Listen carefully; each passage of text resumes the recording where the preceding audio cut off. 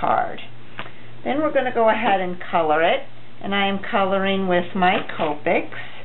I am going to start with Y13, and this is my lightest color, so I am going to color my entire sunflower in the yellow, so the Y13, the lightest color. This is going to be the base. And when you're coloring with Copics, you always want to start with your lightest color, and you want to lay down a good base. The more, the better the base you have laid down, the more ink, the better the colors blend when you go to add your darker colors on top. So that's why you want to add a good layer of good ink first. And your lower number is going to be your lightest color. And you want to use circular motions because that lays down a nice even layer of ink. And go ahead and use your whole marker tip, not just the tip. Use the side of the marker and kind of like scrub your paper to put the color down. Okay, then we're going to go in with the Y15, and using the artist highlighting on the image, we're going to shade in from the center out using the artist sketch lines, or the shading that the artist put in there. And you're going to work in thirds. Your stamp, your coloring, you've got 3 colors going down, so I like to think of it as coloring thirds. Your lightest color is going to get your most color, all of it, 100%, and then your middle color is getting 2/3 of the image, and then your darkest color will get 1/3 of the color. And you want to get behind the petals. That's where your dark sections are going to be.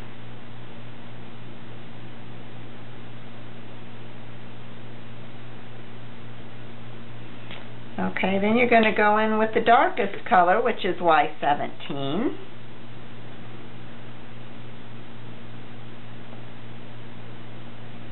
And again, this is only going to be about 1/3 of the image. Start from the center, kind of get behind the petals, underneath where the darker shadows are going to be.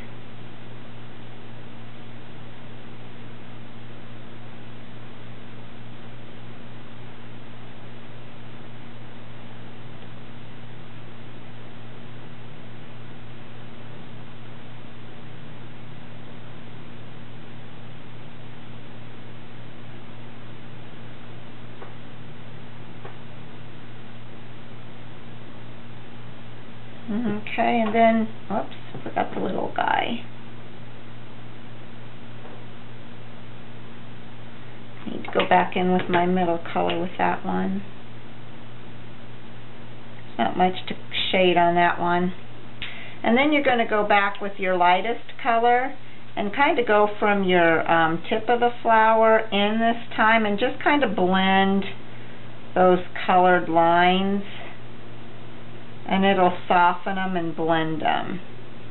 If you need to go back in with your middle color, your Y15, and add a little bit more blending, you can do that, but you want some variance in the color. You want to be able to see the differences in the petals.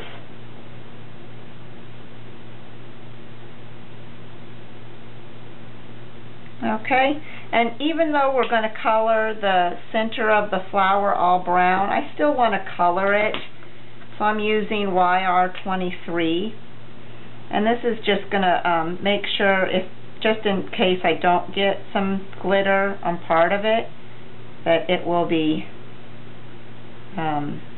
colored so it doesn't stand out too stark.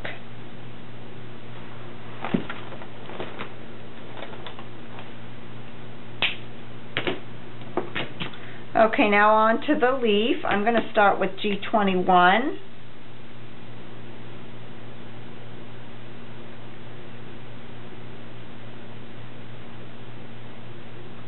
And I'm going to lay down my base color.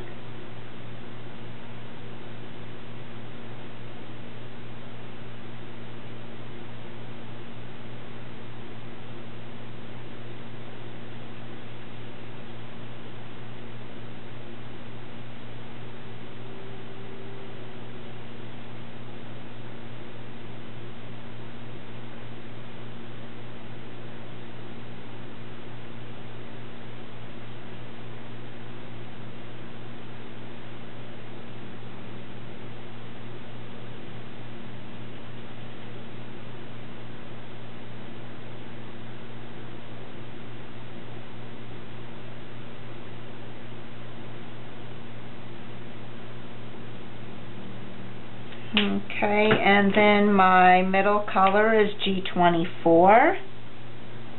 I'm going to kind of go in and follow the veins and the shading that the artist gave us on this one where the front of the petal is curled up. I'm going to go behind it.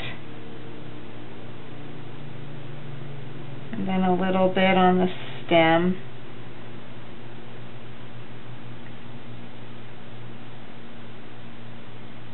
And up here where the stem meets under the flower, it's going to be darker. There's going to be a shadow under there. So add a little bit there. And then in with your darkest color, this is the G28. And again, I'm just going to kind of do the veins of the flower. Get behind that petal, fold it over.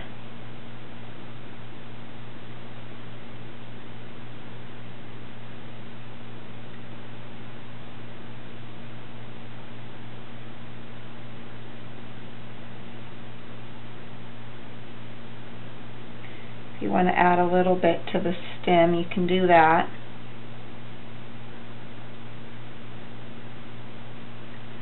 And then we're going to go back with the lightest color, the 21, and kind of blend in.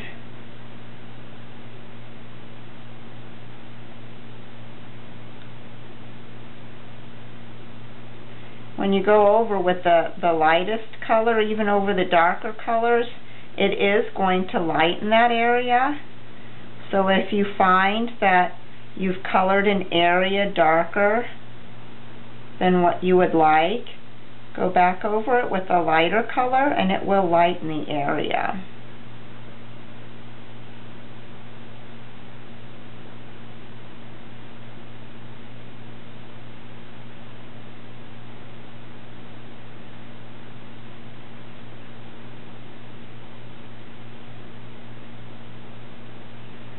Okay, so there we've got it colored.